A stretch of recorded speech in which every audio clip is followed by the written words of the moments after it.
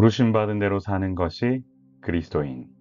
고린도전서 7장 25절에서 31절 말씀 여러분과 함께 말씀 나눕니다. 저는 조철민입니다.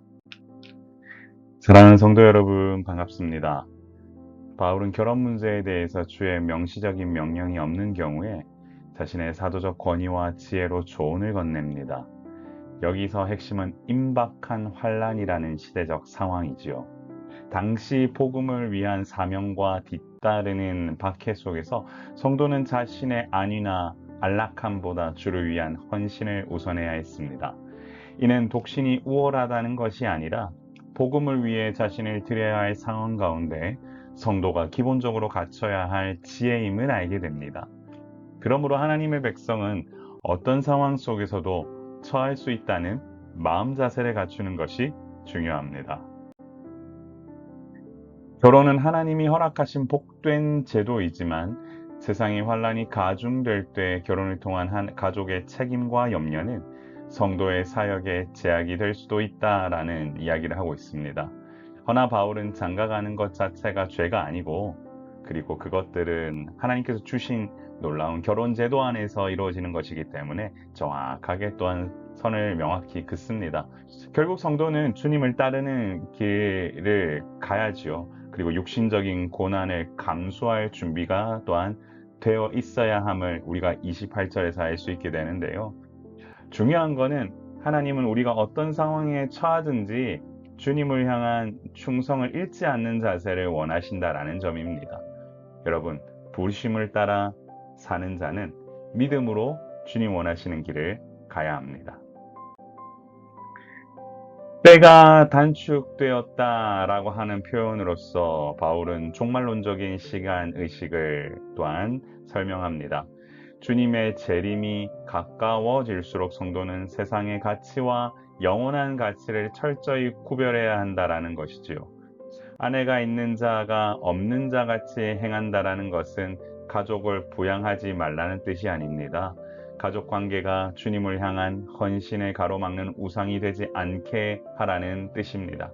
결국 주님의 때를 인식하는 성도는 삶의 우선순위를 재조정하는 지혜를 가져야 합니다.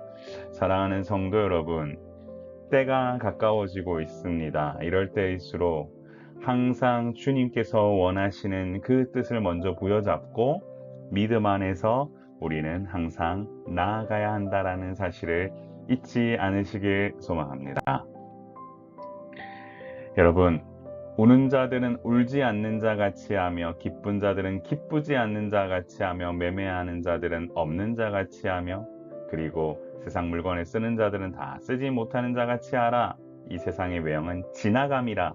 여러분, 어떤 느낌이 드십니까? 결국은 기쁨, 슬픔, 소유 등 세상적인 일들에 깊이 매몰되지 말라는 얘기입니다. 우리가 누리는 세상의 관계와 물질은 영원한 것이 아니라 잠시 지나가는 외형에 불과하다는 것입니다. 성도는 세상 속에서 살지만 세상에 속한 자처럼 살지 않아야 합니다. 세상 물건을 쓰되 그것에 종속되지 않아야 합니다. 감정의 기복에 휘둘리지 않아야 합니다. 오직 영원한 하나님의 나라를 바라보는 그 시각을 갖추는 것이 중요합니다. 우리의 시선을 주님께 맞추고 매 순간 하나님의 뜻이 어떠한지를 성경적 가치관을 통해서 바로잡는 것. 그래서 여러분 외형적인 것에 눈을 주지 마시고 바로 항상 주님께 눈을 맞추는 여러분 되시기를 소망합니다. 사랑하는 성도 여러분, 세상의 외형에 매이지 않는 거룩한 초연함 갖추시길 바랍니다. 우리는 너무나 쉽게 세상의 기준과 상황에 일희일비하면서 삽니다. 그러나 우리에게는 영원이라는 시간이 주어졌고 세상은 그 영원을 향해 가는 짧은 과정입니다. 세상의 외형에 지나가는 것을 알기 때문에 성도는 세상의 고난 앞에서도 비굴하지 않고 세상의 즐거움 앞에서도 거기에 방종하지 않아야 합니다.